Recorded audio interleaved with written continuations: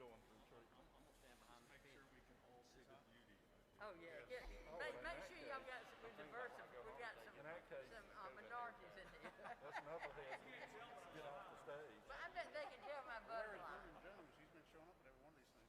I don't know. Oh, lordy, lordy. Should say that so loud, actually. Vernon's never met a camera he didn't like. I mean, let's be honest with you. But he was But at we've the house when he did we've turned some folks after around. We had some folks Yes, yes, yes, yes, yes, not, yes. not running for I just reelection.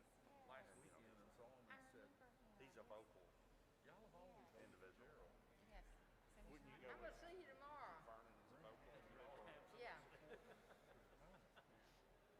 started telling me some stuff, and I said, oh, wait a minute. You're intelligent people. Did you question her?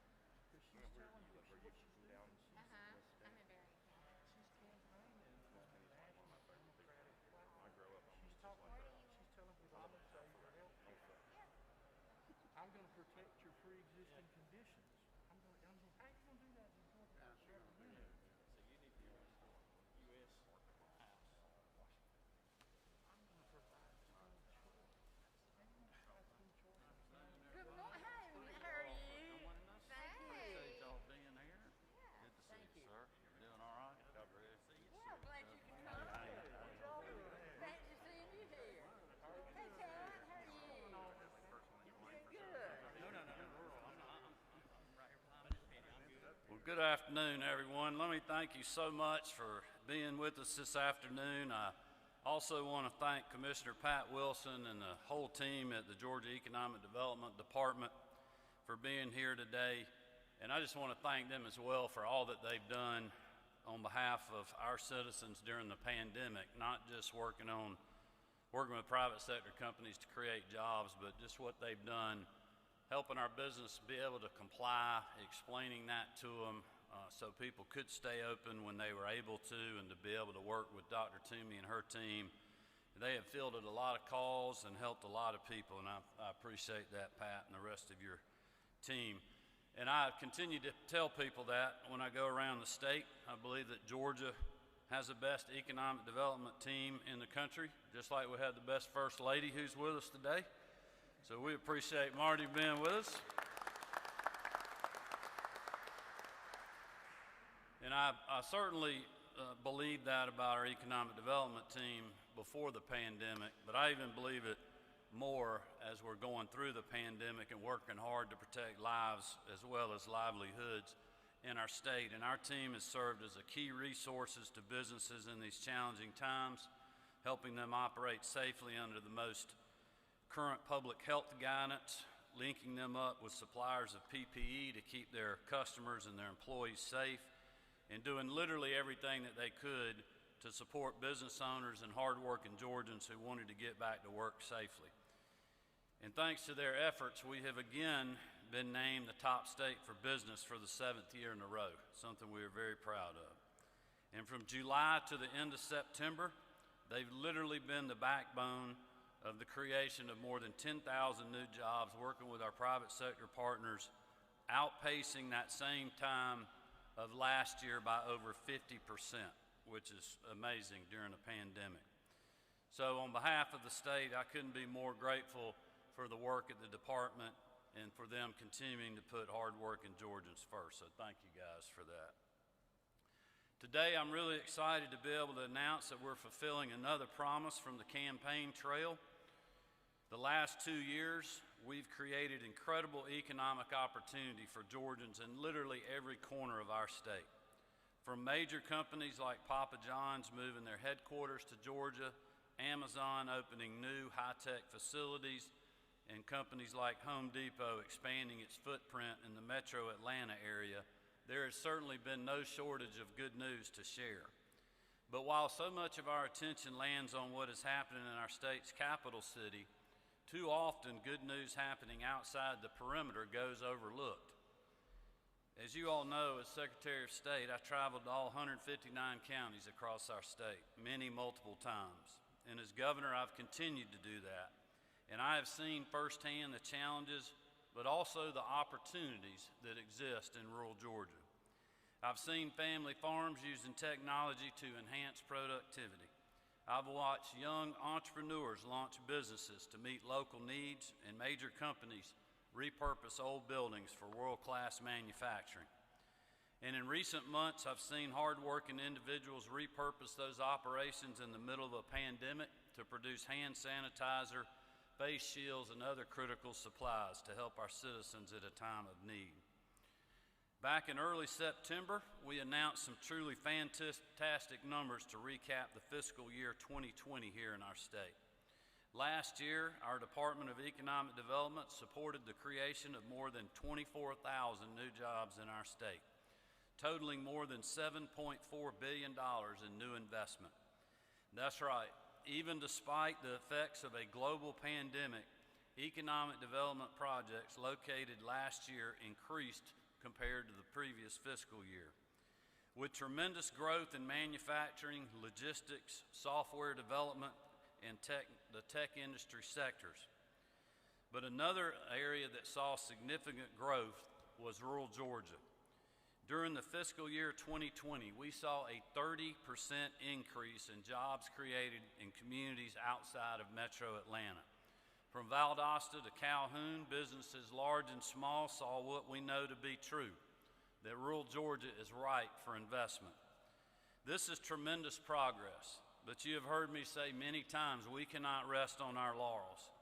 To keep rural Georgia strong, my administration is committed to bringing projects of regional significance to communities that want to grow. From the start of this administration, we have worked with the Georgia Department of Economic Development to create the Rural Strike Team. The Strike Team will bring local developers, elected officials, industry leaders, and others together to raise the visibility of rural Georgia and to tout its benefits to the businesses looking to locate there as well as expand.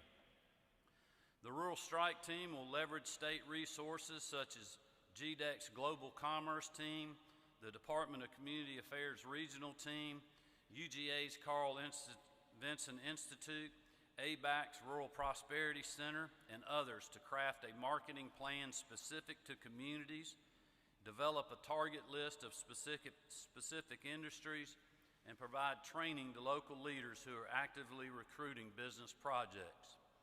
This team is also looking forward to partnering with Speaker Ralston, Chairman Jaspers and Watson, and the House Rural Development Council, along with Lieutenant Governor Duncan and the Georgia Innovation Task Force, and leaders in both chambers of the General Assembly to develop policies and initiatives that champion economic growth in rural Georgia to continue to push our state forward. In looking for someone to lead this new team, we knew that we needed someone who understood rural Georgia, someone with decades of experience on the ground facilitating growth and opportunity, someone who knows these communities and the opportunities that they possess. Brian Marlowe has worked in economic development in rural Georgia for more than 20 years. As president and CEO of the Tiff County Chamber of Commerce and the Tiff County Development Authority, he has a successful track record of locating new projects in his community, expanding existing industries, and creating enormous amounts of opportunity in South Georgia.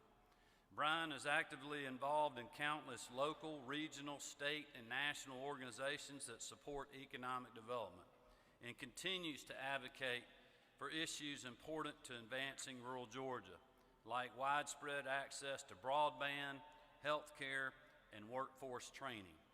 His reputation, I will tell you, speaks for itself, and it's my honor to announce Brian Marlowe as the new Deputy Commissioner for Rural Georgia and the leader of the Rural Strike Team. Brian, congratulations.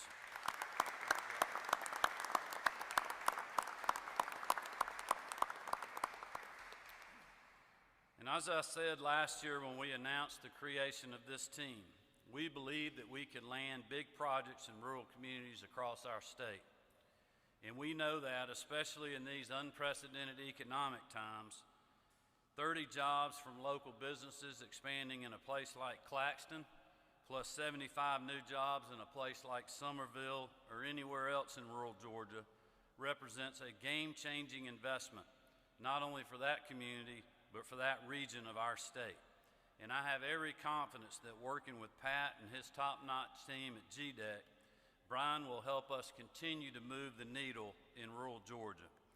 I want to thank all of those that are here with us, especially those standing behind me today, for your strong support of the Rural Strike Team, but also to just thank you for what all of you all have been doing for many years, and sometimes in that case decades, to support and continue to promote rural Georgia.